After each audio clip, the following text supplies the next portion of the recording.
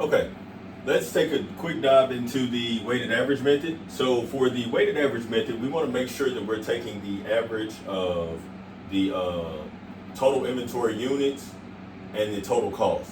Now we don't want to use a simple average to where we look at it as if, okay, our total units are 650, the average of our total cost. So we would basically add all these up and divide it by 4. That's not the way that we want to actually look at it. What we want to do is we want to figure out the total amounts that we have in that inventory account. So we would take that 200 by 6 to give us 1200, the 150 by 7 to give us 1050, the 100 by 9 to give us 900, and then the 200 by 8 to give us 1600. We want to take that total value of inventory and divide it by the total units in inventory. So you don't want to use a simple average method of adding these costs and then dividing to see what your amount would be.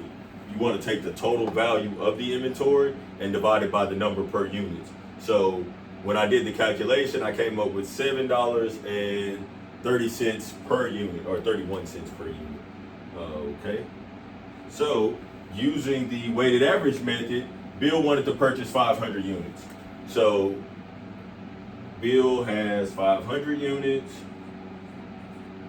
times 7.31. I'm going to put this in a calculator because I do not want to do that.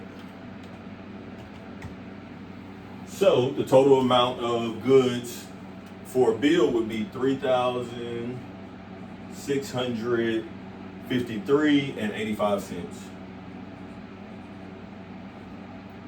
Okay, so what we would have here is the debit would still be cost of goods sold. We want to take that stuff that we just sold out of inventory, so we're going to credit our inventory account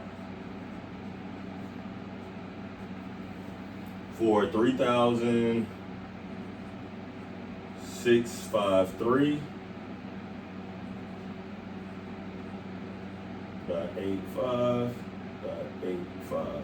So to come up, this is the inventory, this is the cost of goods sold for the period.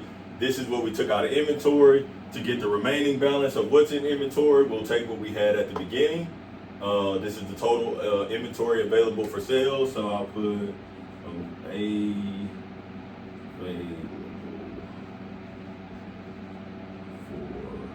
for sale. So we would take that 4750,800 minus 3653.85. Okay, and we'll do the math for that. I'm going to put it in the calculator.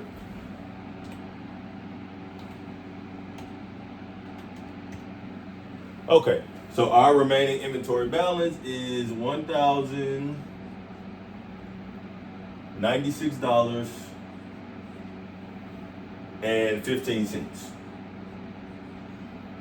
And that is our inventory that you will be able to find on the balance sheet under the weighted average method.